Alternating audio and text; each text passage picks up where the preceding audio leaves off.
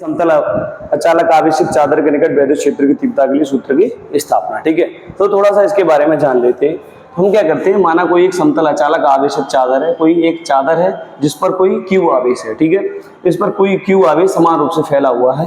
ठीक है, और जब आवेश है इसके ऊपर तो आवेश का पृष्ठ घनत्व भी होगा, क्योंकि आप जानते हैं जब आवेश इस प्रकार से एक रेखा के अनुदिश वितरित होता है तो उसे रेखीय आवेश वितरण कहते हैं, और जब ये जब लंबाई चौड़ाई के अनुदिश वितरित होता है तो उसे हम पृष्ठीय आवेश वितरण कहते हैं। यानी जब दो विमाओं में वितरित हो जाता है, तो यहाँ पे दो विमाओं में है, इसलिए इसका पृष्ठ आवेश घनत्व क्या हो जाएगा, सिग्मा हो जाएगा। ठीक है, अब ठीक है, क्या हुआ, अब देखिए मैं आपको लिखता जा रहा हूँ और बताता जाऊंगा। तो हम लिखते हैं माना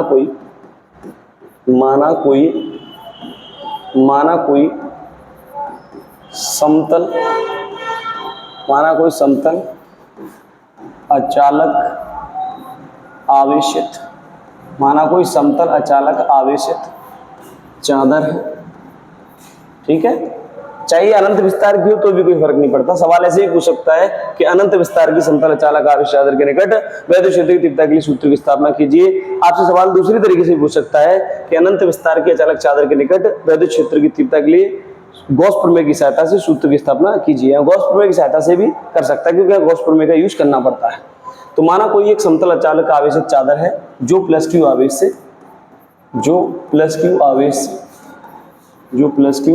से समान रूप से आवेशित है। समान रूप से क्या है भाई, समान रूप से आवेशित है।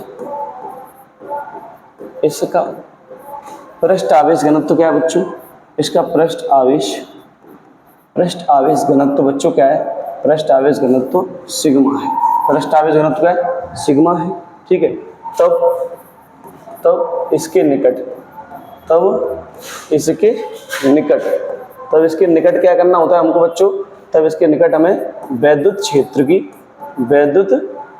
की क्या करनी है, वैद्युत क्षेत्र की तीव्रता की क्या करनी है, तीव्रता की गणना करनी है। ठीक है भाई, तीव्रता की गणना करनी है। तब हम चादर के दोनों ओर स्थित बिंदु P और P' से होते हुए, बिंदु P और ये P' यहाँ पे मान लेते हैं, इससे होती है गॉसियन बेलन की कल्पना कर लेते हैं। यानी इस प्रकार से मान लेते हैं कि यहाँ से कोई एक बेलन गुजर रहा है, ये कल्पना कर लेते हैं इमेजिनरी। ठीक है, तो इस प्रकार से हम एक गॉसियन बेलन की कल्पना कर लेते हैं, क्योंकि ये इस चादर के लिए तो गॉस प्रमेय लग नहीं सकती, क्योंकि गॉस प्रमेय केवल बंद पृष्ठों के लिए ही सत्य है, गॉस प्रमेय केवल बंद पृष्ठों पर लगती है। ठीक है, तो वैद्युत क्षेत्र की तीव्रता की गणना करनी है, तब इसके निकट स्थित बिंदु P व P' से होते हुए एक क्या करते हैं हम, एक गॉसियन बेलन, किसकी कल्पना करते हैं बच्चों, एक गॉसियन का मतलब है कि जिस पर गॉस का नियम लागू हो, गॉसियन बेलन जिस पर गॉस का नियम लागू हो जाए, गॉसियन बेलन की क्या करते हैं, गॉसियन की बेलन की कल्पना कर लेते हैं। ठीक है भाई, चूंकि चादर समान रूप से आवेशित है, अतः इसके कारण बेलन के पृष्ठ के अनुप्रस्थ काट के क्षेत्रफल के प्रत्येक बिंदु पर वैद्युत क्षेत्र की तीव्रता समान होगी। चूंकि यानी यहाँ आवेश समान है, इधर भी समान है, तो यहाँ इसके कारण यहाँ किसी भी बिंदु पर देखेंगे तो यहाँ कहीं पर भी, इस जगह या इस जगह कहीं पर भी वैद्युत क्षेत्र यहाँ सब जगह समान होगा। क्यों, क्योंकि समान रूप से आवेशित है। तो हम लिख देंगे चूंकि चादर समान रूप से क्या है, आवेशित है, समान रूप से आवेशित है, अतः समान रूप से आवेशित है, अतः बेलन के अनुप्रस्थ काट के प्रत्येक बिंदु पर, कहाँ पर, प्रत्येक बिंदु पर वैद्युत क्षेत्र की तीव्रता, क्या चीज बच्चों, वैद्युत क्षेत्र की तीव्रता समान होगी यहाँ पर। यानी ये अनुप्रस्थ काट का क्षेत्रफल होता है। अनुप्रस्थ काट का क्षेत्रफल देखिए, जैसे मान लीजिए ये कोई बेलनाकार आकृति है, तो यहाँ से देखेंगे ये होता है पृष्ठीय क्षेत्रफल, ये वाला ऊपर वाला, और ये जो कटा हुआ भाग होता है इसे कहते हैं अनुप्रस्थ काट का क्षेत्रफल, जिसे क्रॉस सेक्शन एरिया कहते हैं। ठीक है, अनुप्रस्थ काट का क्षेत्रफल। ठीक है, तो यहाँ पर हर जगह वैद्युत क्षेत्र की तीव्रता समान होगी, क्योंकि चादर से इस प्रकार से ये निकल करके जा रहा है, राइट। तब बेलन अनुप्रस्थ काट पर स्थित सूक्ष्म क्षेत्रफल डीए से गुजरने वाला वैद्युत फ्लक्स।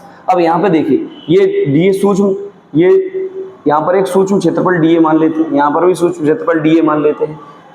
अब आप जानते हैं कि जो क्षेत्रफल सदिश होता है उसकी दिशा ऊपर की तरफ लंबवत होती है, तल के लंबवत ऊपर की तरफ होती है, क्षेत्रफल सदिश हो गया। अब यहाँ पे वैद्युत क्षेत्र रेखा, वैद्युत क्षेत्र गुजरेगा तो वो ई वेक्टर इधर ही जाएगा, और यहाँ से देखेंगे तो वो इधर हो जाएगा ई वेक्टर। ठीक है, तो ये वैद्युत क्षेत्र हो जाएंगे यहाँ पर। क्लियर है? ठीक है, तो अब हम ये कह सकते हैं तब नाउ बेलन के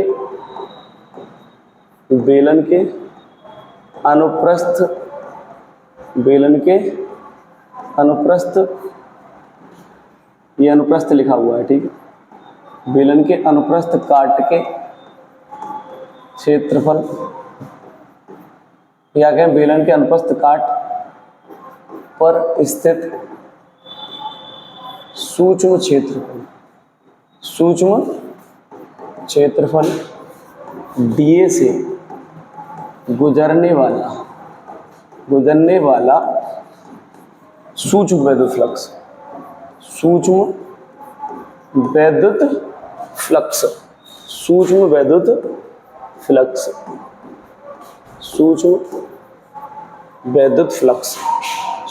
फ्लक्स, देखिए सूक्ष्म का मतलब, जैसे मान लो अगर ये पूरा क्षेत्रफल ए है तो इसका छोटा सा हिस्सा, इसके छोटे छोटे भाग होंगे, ये छोटा सा भाग क्या कहलाएगा? डीए कहलाएगा। तो ये सब डीए मिलकर के पूरा क्षेत्रफल ए बना रहे होते हैं। ठीक है, पूरा क्षेत्रफल ए बना रहे हैं।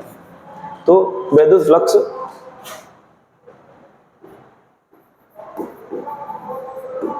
सूक्ष्म वैद्युत फ्लक्स, तो सूक्ष्म के लिए डी लगा देते हैं, तो डी फाई ई बराबर।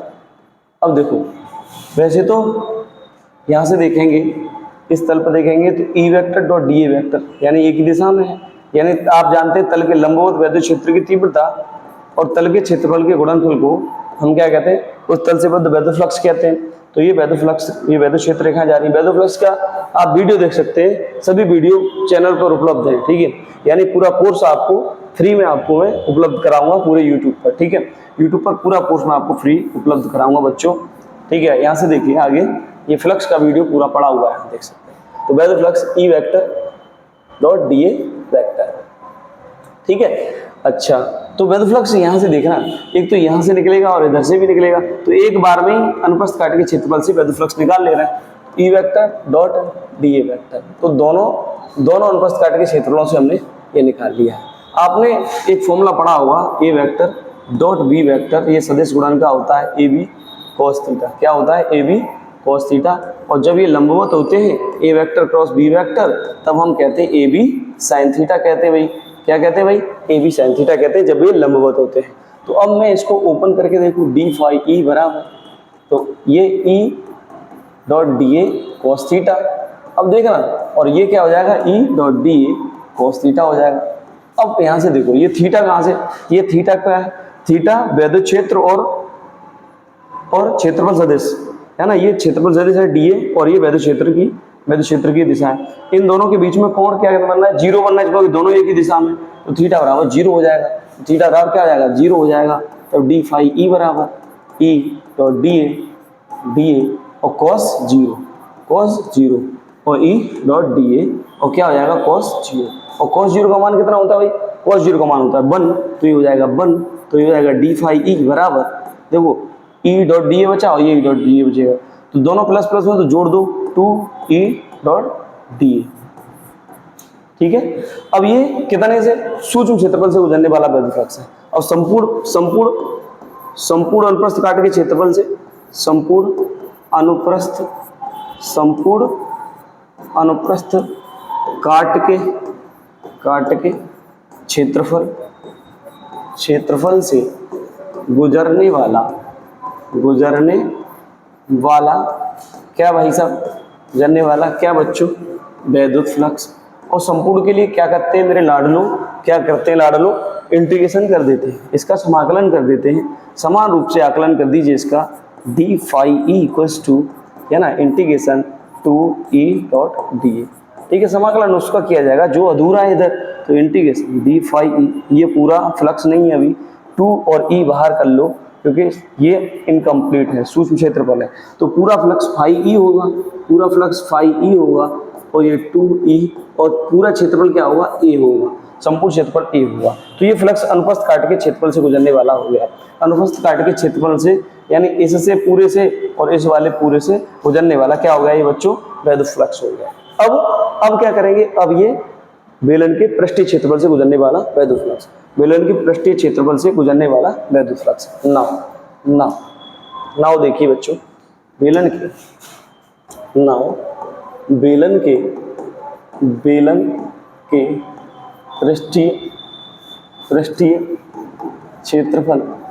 पृष्ठीय क्षेत्रफल से गुजरने वाला वैद्युत फ्लक्स। देखिए बच्चों, वैद्युत फ्लक्स, ये जो डेरिवेशन है, डेरिवेशन में आपको प्रैक्टिस करनी पड़ेगी। ठीक है, आप इसे समझ लीजिए। ठीक है, कोई दिक्कत आती है मुझे कमेंट करिए, और इसको 2-3 बार ट्राई करिए, 3-4 बार लिखिए इसको देख करके। ठीक है, अपने आप ही आ जाएगा। ठीक है, फिर भी कोई परेशानी आती है तो मुझे कमेंट करो, बिना प्रैक्टिस के कुछ नहीं होने वाला है। तो बेलन के पृष्ठीय क्षेत्रफल से गुजरने वाला वैद्युत फ्लक्स, या कहें वैद्युत फ्लक्स की बात करें तो देखिए, ये बताओ वैद्युत फ्लक्स कब गुजरता है, यानी किसी तल से वैद्युत क्षेत्र रेखाएं गुजरेगी तब, और जब वैद्युत क्षेत्र रेखाएं किसी तल से गुजर ही नहीं रही है तो वैद्युत फ्लक्स क्या गुजरेगा, कुछ भी नहीं। तो यहाँ से वैद्युत क्षेत्र ऐसे इस तरीके से, क्योंकि तल है ऐसे, तो वैद्युत क्षेत्र रेखाएं ऐसे जा रही होंगी, तो इस तल से कोई वैद्युत क्षेत्र रेखाएं गुजरेगी क्या, ऐसे नहीं गुजरेगी, क्योंकि ये तल तो ऐसे है, तो वैद्युत क्षेत्र रेखाएं ऐसे चली जाएंगी। तो जिस तल से वैद्युत क्षेत्र रेखाएं गुजर ही नहीं रही है ना, वो जैसे ये तल है ऐसे जा रही है, तो कोई वैद्युत क्षेत्र रेखाएं नहीं जा रही, तो कोई वैद्युत फ्लक्स नहीं गुजरेगा। तो यहाँ लिख देते हैं, चूंकि पृष्ठीय क्षेत्रफल से कोई वैद्युत क्षेत्र रेखा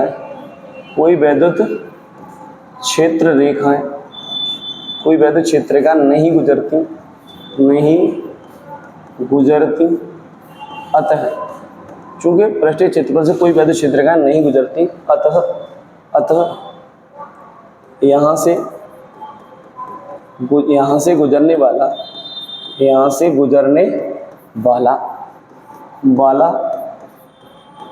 वैद्युत फ्लक्स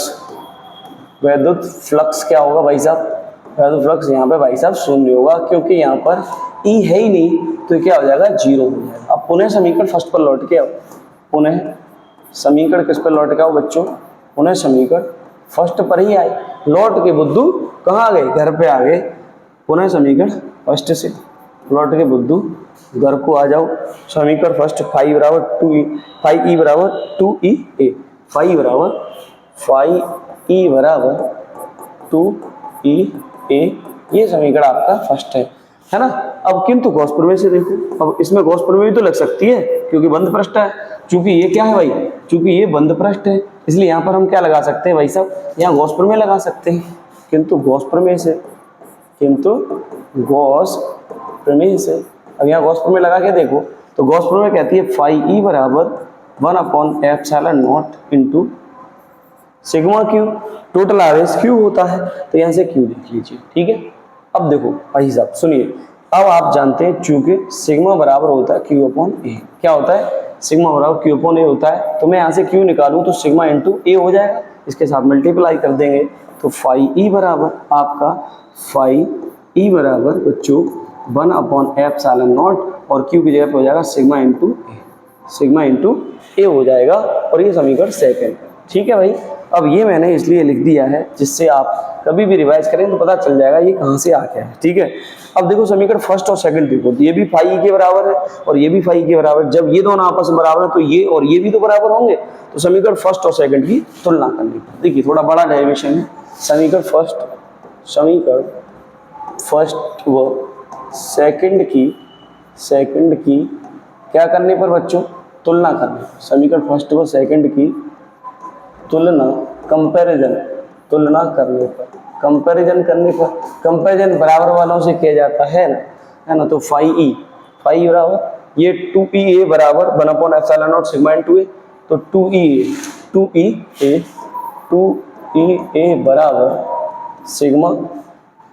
बराबर sigma into A upon epsilon not, sigma upon क्या है बच्चों, sigma into A upon epsilon not upon epsilon, ठीक है। तो अब यहां से आपको क्या चाहिए, ई चाहिए। ई से ऐसा करो, आप क्या करो, आप ए से ए काट दो ना, ए से ए काट दो, तो आप क्या ई निकालेंगे, ई बराबर तो सिग्मा अपॉन 2 एप्सिलॉन नॉट, ठीक है। अगर प्लेट के परावैद्युतांक वाले माध्यम में स्थित है, यदि प्लेट के परावैद्युतांक कैसे, के परावैद्युतांक वाले कहाँ पर, माध्यम